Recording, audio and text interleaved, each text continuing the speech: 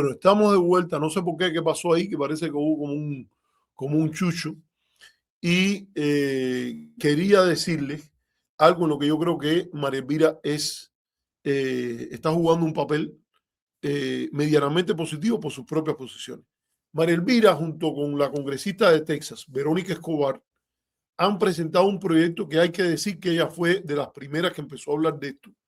Y ambas, Escobar, que tiene un distrito en el cual puede moverse, no es un distrito tan republicano, que diga tan demócrata, tiene un componente republicano, aunque lo ganó Kamala Harris, el distrito de ella, Texas en general, lo ganó por mucho Donald Trump. Y entonces tenemos la situación de María Elvira, que está corriendo. Ella sí hay que decirle eso, ella está trabajando bien duro para la reelección. Le tiene que encantar Washington. Vaya, eso no cabe duda. Y entonces ella, que tiene una política bien a la derecha en muchas cosas, sí ha buscado el tema migratorio que toca la política en su distrito. Ustedes saben que María Elvira quería ir a Cuba. Yo soy testigo de que ella a mí me habló de que quería ir a Cuba y todo eso. No voy a abundar más porque las conversaciones privadas se respetan. Y ella quería ir a Cuba y cuando llegó lo de Obama dijo, aquí hay un cambio importantísimo y se mandó a correr, pero eventualmente esto volvió a su lugar y ahí ya ha hecho su carrera, ¿no? La carrera política en esto, pero ella sabe que tiene un distrito un poco complicado. Yo creo que de los distritos donde los demócratas pueden plantar cara y pueden hacer algo importante es en el distrito de María Elvira. Es cierto que ella tiene un peto de dinero casi del doble de lo que tiene Carlos Jiménez. Y en la política norteamericana el dinero funciona. Pero por población, por posiciones en el distrito de ella es el más vulnerable de los tres distritos de los congresistas cubanoamericanos. Y mucha gente piensa que si Daniela Levin Cava corre después de la señal que ha mandado la elección de una alcaldesa demócrata en Miami después de cierto tiempo, María Elvira se la puede ver difícil y incluso si gana va a tener que gastarse bastante de plata del $1,500,000 ese que ella tiene de un peto financiero. En el caso de Jiménez tiene menos dinero, pero yo creo que tiene un distrito más. He estado viendo los votos y parece que en el distrito de Jiménez pues está menos pareja la circunstancia, aunque yo creo que hay que pensar. Habría que ver, hace falta que uno de ellos caiga nada más, págata, por cualquier razón, y eso ya cuenta como una derrota al lobby pro sanciones y de la gente que vive, muere, se levanta, desayuna, se toma la merienda, almuerza, come con la idea de promover sanciones y buscar que pase lo que quería el memorándum Mayori, que estalle Cuba por hambre y desesperación, que haya una fase de inestabilidad y caos que termine justificando una intervención militar norteamericana en el contexto de Cuba. Y cada vez que alguien me dice a mí, no, si ya Menéndez dijo que ni siquiera Trump iba a intervenir en Cuba, está claro que con maga y sin maga, un secretario de Estado como Rubio puede llevar esto a situaciones límites y miren lo que pasó. La violación flagrante, no es, repito, no es justificación de violación flagrante de la ley internacional alguna el hecho de que el gobierno norteamericano no reconociera al gobierno de Nicolás Maduro como legítimo. Y en términos de narcodictadura, de narcotráfico y todo eso, es muy difícil comprarse esa narrativa cuando en paralelo se liberó a Juan Orlando Hernández de Honduras y además cuando el cartel de los soles ya no es cartel de los soles, es una red clientelar, clientelar de corrupción. Ya no, si no hay cartel, no hay jefe del cartel. Entonces, toda la causa política aquella que hablaba de esto se trata de una actividad de ley y orden contra el jefe de un cartel, hoy está en entredicho. Porque si además, si era una red, se convirtió en una red clientelar cuando capturaron a Maduro, o era una red clientelar antes. Vamos a usar las razones, señores, porque toda esta gente que menciona a Orwell y he estado leyendo 1984 de nuevo por curiosidad, y muchas de estas cosas que dicen que mencionan a Orwell son aplicables para el totalitarismo, pero también son aplicables para líderes electos en democracia, donde ocurren cosas como esta, la maquinaria de propaganda, incluso dentro de un ambiente de competitividad política abierta, puede ser de una magnitud verdaderamente aplastante. Y en español, por ejemplo, en el contexto del sur de la Florida, ¿para qué hablar? Las cosas que se dicen en el programa de Andrés Reinaldo, que yo lo oigo acá, o lo veo por el YouTube a cada rato, las de Juan Manuel Cao, las cosas que dice Otaola, etcétera. Todo eso está, que vaya, cuando yo a veces lo oigo para saber más o menos, porque a veces oigo, por ejemplo, otros programas, oigo algo de lo que dice El Mundo, oigo algo de lo que dice Gennady, y los tomo como referencia y me voy a ver qué cosa es de lo que ellos están hablando, porque no me gusta llevarme ni por la opinión de la gente, que aunque yo sigo porque respeto y veo lo que ellos hacen a nivel local, esto me gusta tener yo mi propia opinión. Y los niveles de desinformación, mentira, esto en plena campaña electoral, Eliezer Ávila diciendo que Kamala Harris había sido miembro del Komsomol en la Unión Soviética, y que haya gente que se crea eso, porque salieron una pila de comentarios de gente apoyando esa tontería, no se le puede decir de otra manera.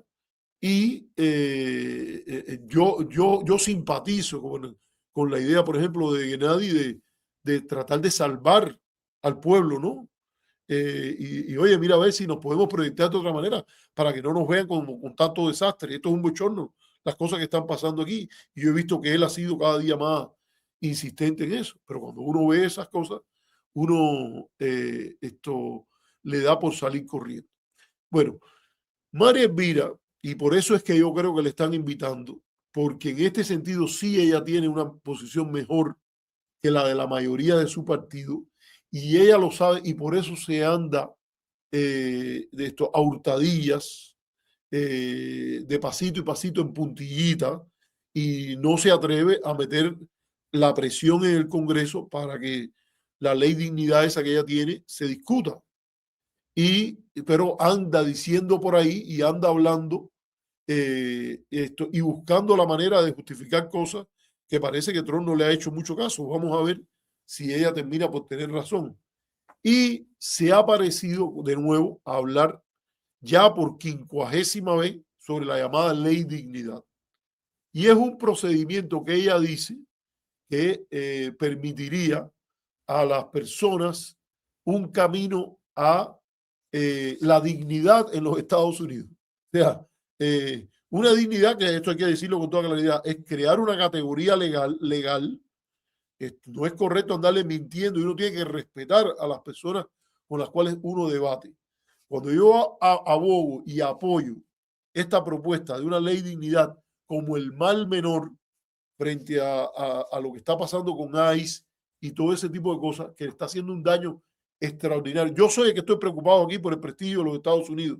Esta gente que no le importa todas las imágenes que están saliendo y cómo el mundo entero está viendo con horror que a los latinos los persigan y que una persona que esté en un carro y que luzca alatinado, que además los latinos son de todas las diferentes razas y colores. Eso es una categoría especial que creó una decisión de 1954 de la Corte Suprema legalmente en Estados Unidos, cuando dijo que los latinos eran una clase aparte en Hernández versus Texas. Y a las personas que lucen más morocho, más quemadito, más chaparro, como se dice en México, no sé si alguna de las palabras que estoy usando sea peyorativa, perdóneme el que lo hace, sería un fallo de mi mente, no de mi corazón, porque todo lo que tengo por el pueblo latino en los Estados Unidos es respeto, incluso doy clases sobre estudios latinos, sobre política latina en los Estados Unidos. y le doy un twist, un estilo latino a mis clases de política norteamericana, cuando son el curso introductorio.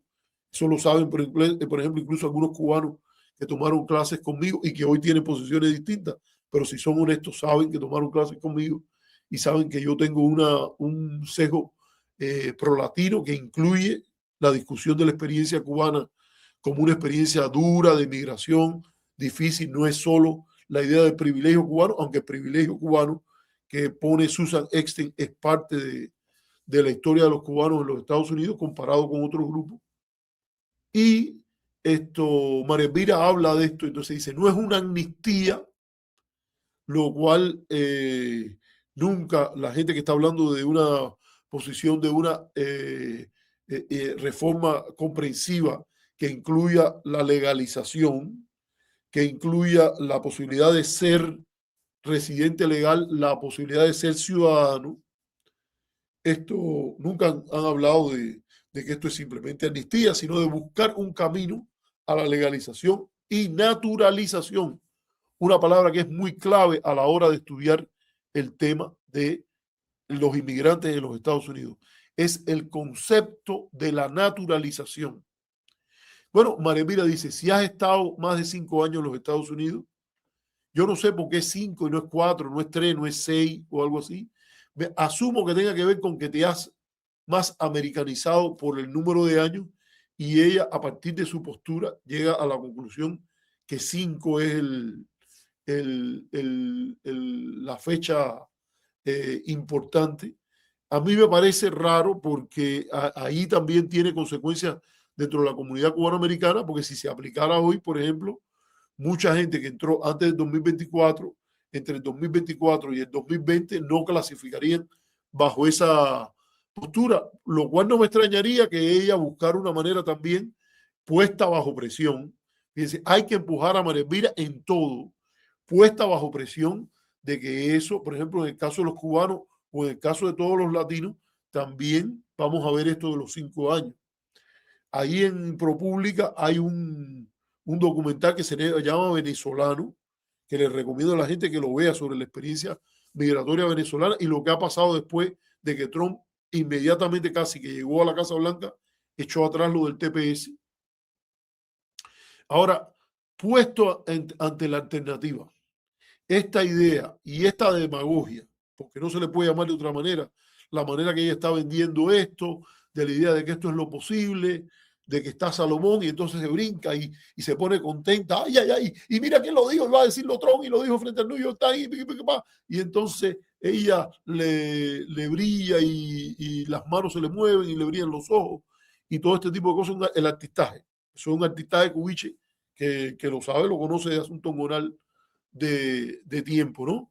Y entonces ella dice ahí, dice que haya esta capacidad que se pague una multa, creo que son de $10,000 o de 7,000, no recuerdo bien, y que se paguen $1,000 por año y que además haya un compromiso, no estoy claro si es de por vida, de que estas personas paguen el 1% de su salario para el funcionamiento y la implementación de este camino de la viabilidad, una legalización, porque ella no quiere usar la palabra legalización, pero eso es lo que se trata. Y le agrega una prohibición de ciudadanía, cuando la posición del resto es que las personas del Partido Republicano en general, de la secretaria Noem, es que las personas vayan a sus países, se pongan en la cola y apliquen para venir a los Estados Unidos por reunificación, por emigración normal, etc. ¿Y qué dice ella aquí con esta historia? Que bueno, pero que no se pueden hacer ciudadanos. Yo voy a decir, yo apoyo que se le apoye a ella. Yo apoyo que se llamen a los miembros del Congreso y usted le diga, apoya la ley de dignidad cuando sea presentada. Ya ella ha logrado llegar, ahí ella y Escobar han logrado, creo que son como 45 congresistas que están patrocinando la legislación en la Cámara. La mayoría demócratas, por cierto. Aún así, yo creo que hay que poner presión. Y si ella llama a llamar a los congresistas, a hacer el cabildeo. Usted va a Washington por cualquier motivo, mira a ver si puede, y si va al Congreso, como lo he hecho yo, a hablar a favor de una política más abierta hacia América Latina, una política de más respeto a los latinoamericanos, más promoción de los derechos humanos, pero acorde al derecho internacional. Vamos a decir que aquí esta gente que está diciendo que el derecho internacional fracasó promoviendo los derechos humanos, eso es mentira. En Cuba no ha habido nunca una política norteamericana hacia Cuba en línea con el derecho internacional. La política de sanciones hacia Venezuela tuvo algunas cosas en las cuales se centró en castigar a violadores de derechos humanos, pero en la mayoría de los casos lo que se estableció fueron sanciones comprensivas, unilaterales, coercitivas, que no tienen nada que ver con los estándares de derechos humanos para sanciones. O sea, eso que dice Mónica Baró, que a mí se me quedó decir cuando estábamos con Daniel, de que el derecho internacional le falló a Venezuela. No, el derecho internacional no le ha fallado ni a Venezuela ni a Cuba, incluso si tú estás hablando de derechos humanos. Eso hubiese ocurrido si hubiese habido un compromiso de Estados Unidos de tener una política acorde al derecho internacional. Es decir, mientras más contacto es mejor, no usar las sanciones en temas de salud, educación, todas esas cosas, y centrarse en quitar los argumentos nacionalistas contra la política de sanciones. Y eso yo creo que pasa con mucha gente en el tema cubano, incluyendo este servidor. Yo le pondría muchas más críticas y mucho más rigor y mucha más presión al gobierno cubano y denunciaría más con más vigor el tema de los derechos humanos, aunque lo hago si estaríamos ante una situación en la cual Estados Unidos está actuando con respeto al derecho internacional y a la soberanía cubana. Pero no lo hace. Esto yo lo estoy diciendo, no es nuevo. Yo estoy diciendo, en el 2003 escribí un artículo en Cuba Encuentro, que lo encontré el otro día, y en el cual dije, lo normal que en política uno tenga prioridades. En la política, el orden de los factores, esto se lo dije en una polémica con Haroldo Díaz, le dije, el orden de los factores sí altera el producto. Y hay un producto que ocurre si se produce un triunfo del bloqueo y como resultado del triunfo del bloqueo y de la intervención y de la falta de respeto al patriotismo cubano, se impone una solución a la platista que, en mi opinión, termina en un protectorado. Puede ser un protectorado energético como el que tienen esta gente de plan con Venezuela, con un gobierno izquierdista en el poder, pero que le están metiendo el pie a partir de primero errores que también cometió el chavismo con el manejo de elecciones, el manejo de los opositores, que ha probado ahora todavía más de que había una oposición leal en Venezuela, como por ejemplo, estamos hablando de Henry Falcón, estamos hablando de Claudio Fermín, estamos hablando de Timoteo Zambrano, que fueron gente que cerraron fila y que han dicho no, con la intervención no, con un aumento de las sanciones no, y que siempre, y con un bloqueo naval no, y que es evidente que Maduro tuvo oportunidades bastante grandes de lograr diferentes resultados, ¿me entiendes? De cerrarle el camino a la derecha, pero tener una democracia mucho más funcional, un respeto por los derechos humanos con más claridad, y en eso es responsable Maduro y los que han navegado políticamente con él. Óigame, pero usted está diciendo Arturo, que los líderes cubanos tienen una responsabilidad. Segurito que también tienen responsabilidad en proclamar y promover ese tipo de política, porque hay que decirlo con toda claridad. E incluso yo siempre empiezo por la idea de los límites de mandato. Si tienes un sistema parlamentario, no necesitas límite de mandato. Si tienes un sistema presidencial, no conozco ningún principal autor de ciencia política que diga que el sistema presidencialista sin límite de mandato es más estable que el sistema presidencialista con límite de mandato. No encuentro ninguno que lo diga.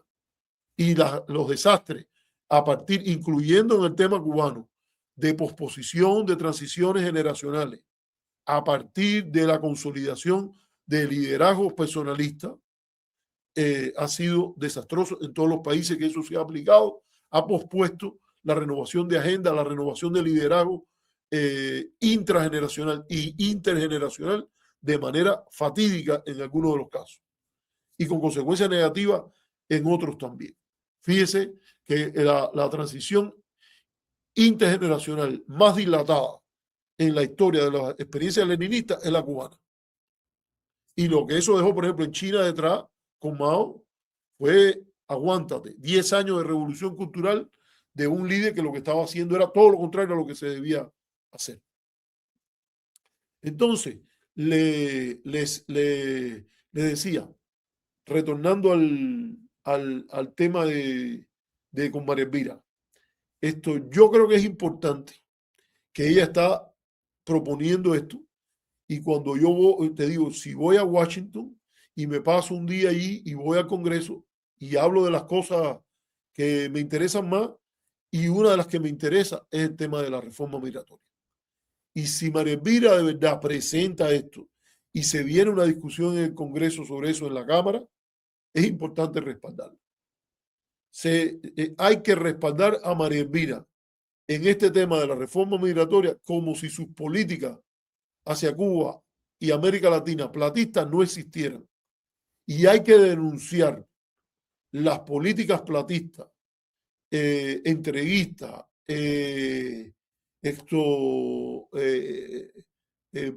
imperialistas, por eso se le puede llamar de otra manera. ¿Cómo se puede llamar una política que dice que los gobiernos en América Latina que sepan que se tienen que portar bien porque Washington está mirando? Y que tienen que tener en cuenta en todo lo que ellos hagan el interés de Washington. Bueno, evidentemente la hostilidad de un Estado tan poderoso como Estados Unidos no es útil ni aconsejable. Palabras de José Martí, para los que me vienen a atacar por la izquierda, palabras de José Martí, no es útil ni aconsejable. Ahora, esto de presentar como modelo la idea de una soberanía limitada, es una política al estilo de la doctrina Brezhnev con el campo socialista y las zonas de influencia, etcétera. Vamos después a tratar, no hoy, pero otro día vamos a hablar de todo esto de la doctrina Monroe, vamos a hablar del documento de la seguridad nacional y por cierto también que ya yo estoy leyéndome el proyecto 2025 de la Fundación Heritage y es verdad que el origen de donde esto se empieza a explicar está allí. Pero les decía, yo creo que hay que respaldar. ¿Por qué? Porque no hay mejor alternativa. Y en política tú no derrotas algo con nada. Tú no tienes que derrotarlo con la mejor alternativa que pueda aglutinar más gente en relación a lo que está presente. Y al lado de lo que está pasando, si usted realmente quiere a los Estados Unidos, no estaría haciendo esto, por ejemplo, que hace este Manny Rosca Derecha, que es apoyar el bloqueo aéreo y naval para Cuba. Si usted quiere a los Estados Unidos, no solo si quiere a Cuba, eso sería terrible el mensaje que eso dejaría en la historia norteamericana, la huella que eso dejaría de una política imperialista de la peor calaña, después de la de peor calaña que han usado contra Cuba con el bloqueo. Esto sería terrible. Pero bueno, aparte de eso, si usted quiere Estados Unidos, usted tiene que decir cualquier cosa, casi es mejor que lo que está pasando ahora, de que han matado gente en la calle por error, por problema. Ha sido a partir de una política implementada, donde hay, parece que hay, yo le oí decir a Nicole, la que hizo el reporte de ProPublica, dijo que habían decenas de personas a las cuales le habían disparado como parte de la aplicación de la política de Donald Trump. Hay un muerto, pero ¿cuánta gente hay que están heridos? El pánico de una mujer norteamericana corriendo de origen latino porque la empezaron a mirar y le estaban buscando la manera de encerrarla en una tienda. Y ella tiene una niña chiquitica y dijo que vaya, no me pueden llevar a mí esta gente presa. Y se mandó a correr para su casa y está el video ya corriendo y la gente de ICE corriéndole detrás. Gente que los tiran. Miren, busquen el reportaje en ProPublica. Eso es lo más anti-norteamericano que hay, señores. Eso está dividiendo este país. Le está haciendo un daño enorme al prestigio de este país en el mundo. Y no está resolviendo el problema migratorio ni está yendo detrás de los que son verdaderos criminales. Se dice que más del 70% de la gente a las cuales le han ido arriba no son gente que tenga un récord criminal anteriormente. La gente mucha gente que estaba yendo de voluntario o de cogiendo este trabajo, lo está haciendo por dinero, a pesar de algunos latinos, cubanos, afrodescendientes y todo de minoría, porque tienen el agua hasta aquí buscando plata y a pesar de la oposición que tiene contra ellos, la mayoría de sus comunidades, ellos entran ahí y se ponen a hacer este tipo de trabajo. Porque da pena, por ejemplo, el hombre ese hablando español. Yo creo que tenía un acento cubano, pero puede ser puertorriqueño, que en la oficina, en un juzgado de Nueva York, donde una persona tenía una cita, la persona concurrió a la cita, se lo quitaron de la mujer y los hijos, tenía una mochilita, un latino bastante chaparrín, y a la mujer el tipo la tira contra el piso, señores, y después Christy Noen diciendo que ella era que la gente había sido suspendido, y a los 3 días el tipo estaba de nuevo en la calle haciendo lo mismo, no haciendo lo mismo, pero estaba, bueno, haciendo lo mismo de caerle atrás a gente que identifican ellos como posible inmigrante ilegal, y ya está bueno del cuento. Están yendo allí, porque iban a coger a los inmigrantes, pero van a los campos de fresa de California, van a East LA en Los Ángeles, porque ahí están los latinos. Porque no hay, y además es lógico en cierta medida, porque no hay muchos inmigrantes indocumentados que vengan de las grandes experiencias socialdemócratas. Vuelvo a repetir, porque aquí yo sí meto mi sesgo ideológico y lo inyecto. Los lugares donde la gente vive con mayores niveles de vida, con más tranquilidad, que son donde hay un derecho a la salud, a la educación, un estado de bienestar. ¿Y dónde se llaman esos países? Los países donde ha habido modelos socialdemócratas. Y no hay muchas noruegas escapándose, cruzando con 2 niños de Noruega a Canadá y de Canadá a Minnesota. ¿Okay? Porque tienen en Noruega lo que ha sido una buena gobernanza. Tienen en Suecia lo que ha sido una buena gobernanza, un modelo socialdemócrata. ¿Entienden? Que el día que quieran lo ponemos a competir con las experiencias de capitalismo desembosado o con las experiencias comunistas. Para que quede claro por dónde yo vengo, porque yo no oculto detrás de ningún árbol para decir por dónde yo pienso y hacia dónde, hipotéticamente en Estados Unidos y ojalá en Cuba también, deberíamos tratar de movernos. Un Estado liberal, democrático y de bienestar general. ¿Qué movimiento político ha sido el mayor defensor de esas ideas? El socialismo democrático, o llamado de otra manera, la socialdemocracia, y dado el componente ecologista también, ha habido el importante papel de esa nueva izquierda verde ecologista que también ha estado ahí. Pero la realidad es que ese modelo no nos puede paralizar, y las discrepancias que tengamos con María Elvira no pueden llevarnos a no respaldar las cosas positivas que yo creo que se están dando aquí. Y aquí lo hacemos desde la teoría, desde la ciencia política, pero también desde posiciones de agenda que son claras. Y es muy importante en este caso ver que ella está proponiendo algo, sin lugar a dudas, mejor que lo que hay. Y ella dice, yo no sé de dónde ella lo ha sacado, ella dice que en la entrevista en el New York Times, Trump se proclamó a favor de una reforma integral, comprensiva, general, abarcadora, y que él es el que va a, Salomón, es el que va a marcar la pauta y nos va a resolver el problema. Mire, yo personalmente creo que, y esto lo digo porque yo recuerdo que Gennady me hizo una pregunta interesante un tiempo atrás aquí y él había hablado de eso. Yo creo, hay que caminar la milla extra con ella. Con ella, hay que caminar la milla extra, en mi opinión, con ella. Tú quieres caminar por ahí, vamos. Y si corre Daniela Levin Cava contra ella, yo pienso que, yo no estoy tan seguro que ella es el blanco más fácil. Pero bueno, si corre contra ella, que los demócratas también digan, mira, nosotros queremos otra cosa, pero vamos a caminar contigo hasta aquí. Y sin miedo ninguno decir, como lo hace Alexandra Ocasio-Cortez, o lo hace el senador Sanders, o lo hacen el congresista Cohen, o lo hacen, por ejemplo, el congresista Casar, el congresista mío, que me encanta, está dando la batalla por el tema de los archivos de Epstein. ¿Cómo se llama él? Ahora se me olvida, mi propio congresista. Él es de origen indio y se llama, caramba, yo tenía por ahí incluso un video de él. Es el congresista por San José y Santa Clara y Alameda. Que él se llama, te voy a decir el nombre de él.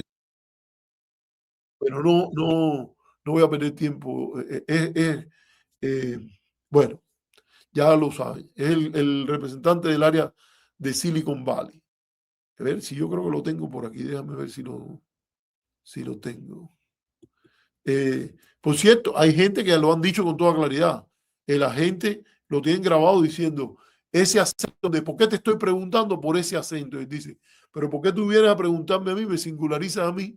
Y el agente del ICE que está atrás de la persona le dice, porque tienes un acento extranjero, como si tener un acento fuera un problema para ser llamado norteamericano. Me encanta, a mí me encanta mucho esa frase que ahora no recuerdo de quién es.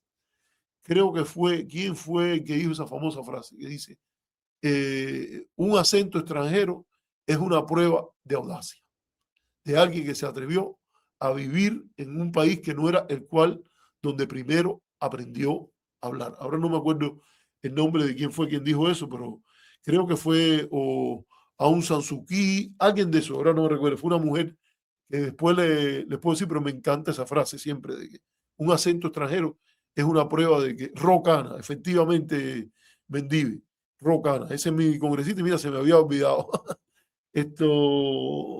Mendive es inteligencia artificial. Bueno, entonces, ¿qué es lo que aquí decimos?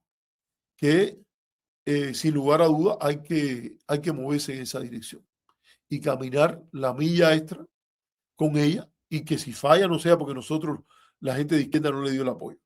Ahora, ¿qué es importante también poner aquí? Recordar que esto es una concesión que uno hace apretándose la nariz y que no hay virtud alguna en el hecho que la gente no se pueda nacionalizar. Vamos a recordar las posiciones de los fundadores de este país. Vamos a leer la Declaración de Independencia y entre las críticas que se le hacen al rey Jorge, al rey George, no vamos a hispanizarlo, pero sé que en algunos libros sale el rey Jorge y sería el rey George, es la idea, me estoy refiriendo al inglés, ¿no? Recuerden que Washington dijo que él no estaba contra George III to be George I. O sea, que no estaba en contra de ser el rey George el tercero para ser George el primero. Pero es importante aquí mencionar esto, de que en la Declaración de Independencia, el documento fundacional de este país, de nuestro país de adopción, que Santiago sigue Santiago, está haciendo una pregunta aquí interesante que quisiera que él dice que yo lo hago dudar. Bueno, mira, yo me siento contento como norteamericano de presentarte lo mejor que hay en Estados Unidos para que nunca, Santiago, tengas odio en tu corazón por este pueblo y por este país. Esa es mi función. Yo no juego a que Estados Unidos me haga el trabajo sucio de mi agenda política. Yo rechazo a los que hacen eso y rechazo a todo lo malo que en Estados Unidos se monta en esa dinámica.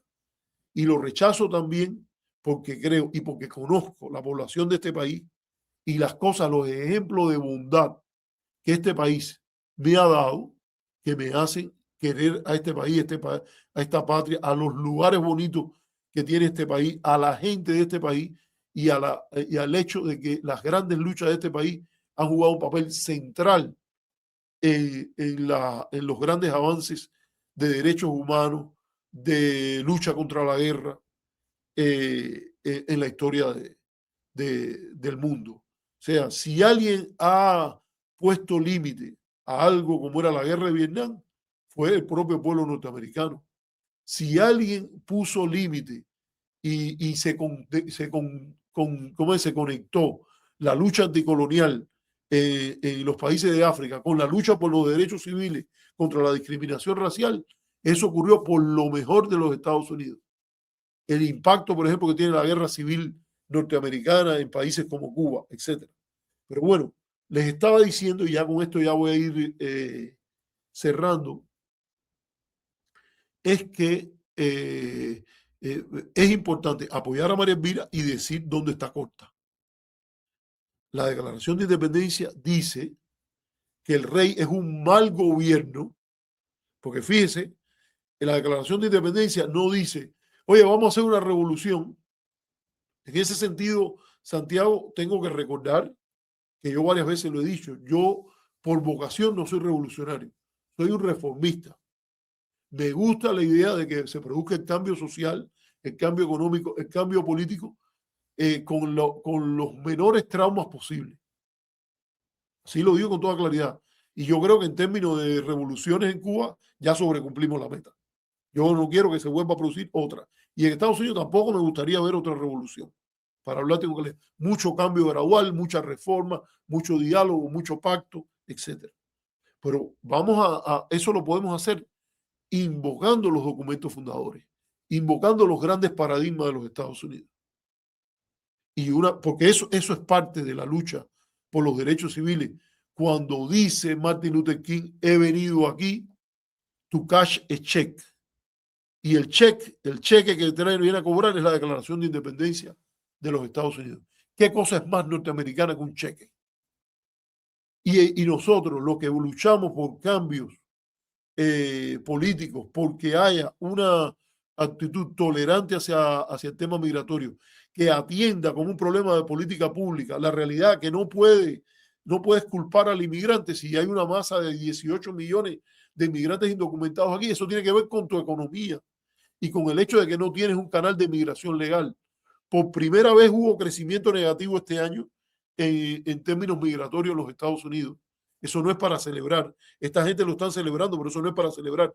Eso va en contra de la sostenibilidad de los sistemas de pensiones, en contra de la sostenibilidad del tipo de economía que hay en los Estados Unidos y va a imponer por ejemplo, tensiones en áreas como la construcción, la agricultura, los cuidados de personas mayores, etcétera.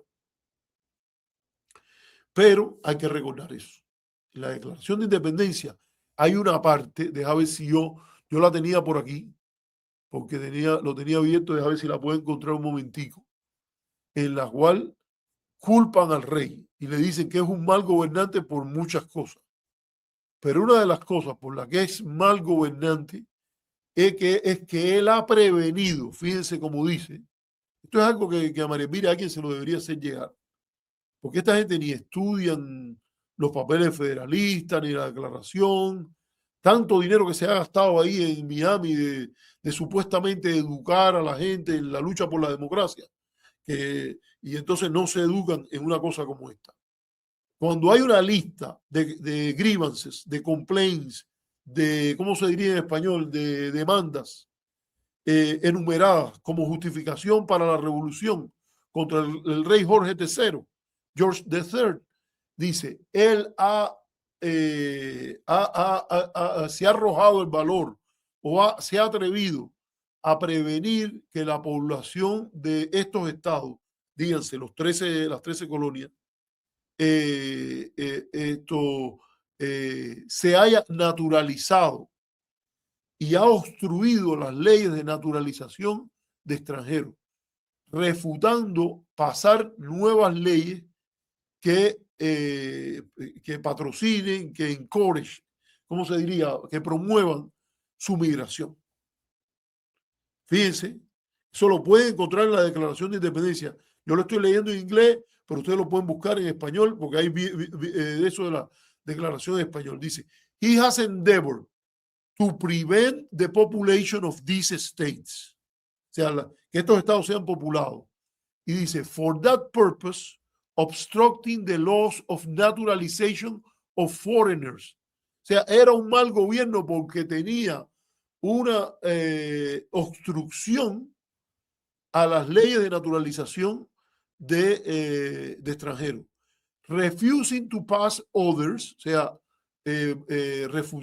rechazando pasar otras leyes que promuevan esta migración. Un elemento que usted se encuentra, por ejemplo, en varios de los trabajos de los fundadores de los Estados Unidos, es la idea de que los Estados Unidos es un asilo, un lugar de recibimiento. Ya desde aquella época hay una ordenanza de 1783 para el ejército continental, que es la primera institución norteamericana que no es de los estados, es el Congreso, y la segunda es de Continental Army, el ejército continental. Y ahí, en una de esas ordenanzas, dice George Washington que el ejército está abierto y que una de las razones de que los Estados Unidos está siendo fundado es crear, y voy a citarlo en inglés, an asylum for the poor and oppressed of all nations and religions. Ordenanza general del ejército continental de los Estados Unidos, firmado por George Washington. Es verdad que él era dueño de esclavos, es verdad que le dejó en el testamento que todos los esclavos iban a ser liberados de él y Marta cuando ellos murieran. Y es verdad que cuando estaba en Filadelfia, creo que era cuando estaba la Constitución o cuando él fue a hacerse comandante del ejército continental, llevó, creo que fueron 5 esclavos y 2 de ellos se fugaron y él puso una orden para que los capturaran. Todo eso es verdad, pero el sueño de Estados Unidos, el paradigma que él proclama, era de un asylum, un asilo, un refugio para los pobres y los oprimidos de todas las naciones y religiones. Incluso esto lo pone él en una carta que dirige a un grupo de inmigrantes irlandeses, porque los católicos eran discriminados en los Estados Unidos. Y dijo que el florecimiento de los Estados Unidos, of America, él dice, está abierto a recibir no solo al extranjero opulento y respetable, sino también a los oprimidos y perseguidos de nuevo, de todas las naciones y religiones. Entonces, ¿cómo esto pega la idea de la naturalización, que es tan central a la Declaración de Derechos Humanos, la idea de derechos naturales, la idea que se basa en la idea de hacerlo natural? ¿Cómo eso compagina con la posición de decir que, bueno, van a vivir aquí por 20 años, por lo que sean, y ellos te lo van a agradecer? Claro que te lo van a agradecer, pero eso no tiene nada que ver esa es una solución, un pacto que hay que decir que se hace simple y llanamente por razones políticas, porque del otro lado hay una posición que es mala, que es intransigente, que no se basa en los principios del país. Hay que decírselos a ellos a la cara para que carguen con eso allí y que se hace el pacto, pero sin engañar y decir que esto es lo que hay que hacer, ni mucho menos. Se hace con el mal menor y esto se promueve un camino para el cual no sigan las redadas estas y esta situación tan terrible que se está viviendo. Y bueno, miren señores, si usted pone a buscarse más, porque yo busqué esto en un artículo que les voy a compartir y ustedes deben leerlo, en la revista Libertaria, no es una revista ni siquiera liberal, es una revista libertaria muy asociada al Instituto Cato y que discute esto la revista se llama Razón, Reason.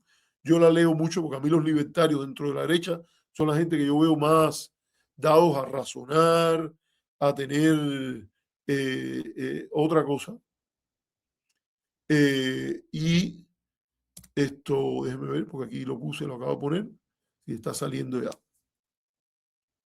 Lo pueden ir a buscar ahí, en la revista Reason, y ahí sale, por ejemplo, frases de Madison, frases del propio Jefferson, que resaltan el beneficio para los Estados Unidos, cómo se profita, cómo se beneficia Estados Unidos de la llegada de los inmigrantes. Y los que viven en Miami, por ejemplo, yo creo que es difícil hablar de que no ha sido una gran aporte a ese parte de los Estados Unidos, la inmigración que vino de Cuba, de Venezuela, de México, de Puerto Rico. Puerto Rico, bueno, es parte de los Estados Unidos con una condición especial de Estado Libre Asociado, pero eso yo creo que es importante a tenerlo en cuenta. Bueno, señores, yo veo que está el comentario este de Santiago sigue siendo Santiago, creo que se lo expliqué, y me dice Santiago aquí, por eso me conta, por eso le sigo, solo que resulta difícil, no hay ni puede haber odio en mí, profe. Otro abrazo, qué gracias, un abrazo para ti, Santiago, un gusto. Y te recomiendo que leas, por ejemplo, esto. Es cierto también, para que quede claro, que Jefferson, por ejemplo, era muy partidario de programas de migración que incluyeran la educación y asimilación o integración de los inmigrantes. Y él se preocupaba que vinieran, por ejemplo, emigrantes a los Estados Unidos o inmigrantes, en este caso, de países donde hubiesen gobiernos absolutistas y que trajeran los malos hábitos que el absolutismo tiene. Y yo veo que eso es una cosa que es razonable.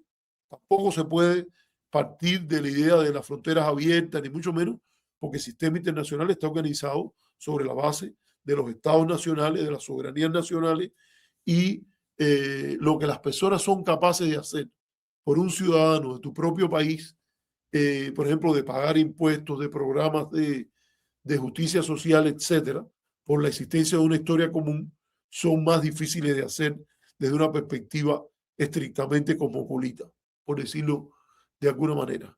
Pero no hay ninguna duda, por decirlo con toda claridad, salvo que uno se compre lo que dice María Elvira de Trump como el nuevo Cristo, el nuevo Salomón, etcétera, de que ninguno de los que han promovido este tipo de política y las cosas que están pasando y los que la aprobaron pueden ser más norteamericanos que los fundadores de este país y la visión que ellos tenían de eso.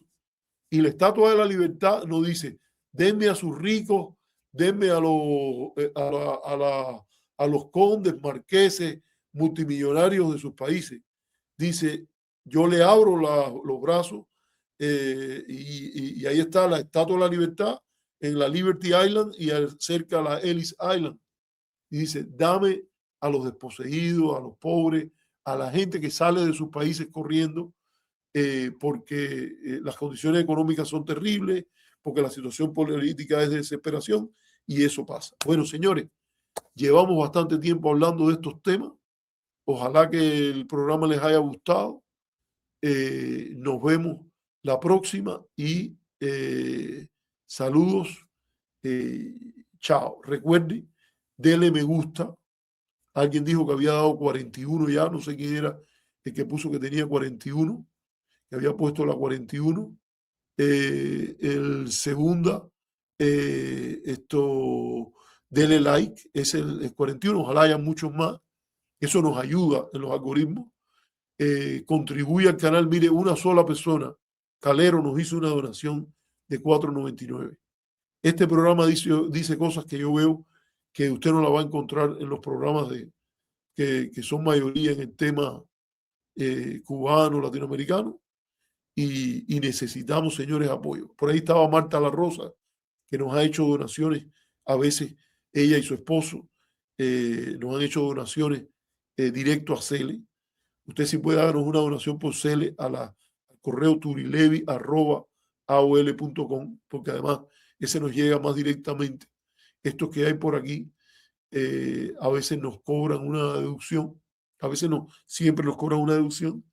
Y también, bueno, comparte el canal. Cada vez que usted comparte el canal, primero usted demuestra que usted tiene valor, porque a este canal le están haciendo guerra. Y a mí me han acusado de cosas y de que si soy agente de esto, que si soy agente de lo otro, sin prueba ninguna. Usted está poniendo la cara suya contra el macartismo. Segundo, porque usted divulga esta idea con la cual usted puede estar de acuerdo o no, pero que es parte de la pluralidad y que muchas veces no se le permite expresarse. Y eso yo creo que es importante que usted lo haga. Y segundo y tercero, ayuda a mantenerlo. Porque esto cuesta dinero, pagar el StreamYard, pagar las suscripciones a revistas que me permiten a mí tener una capacidad de hacer un programa así.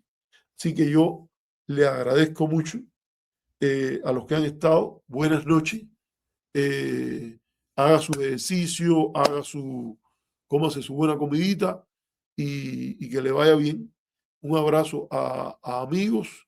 Buenas noches, como dice Silvio Rodríguez, buenas noches amigos y enemigos. Yo no tengo enemigo definitivo, pero hay sus adversarios.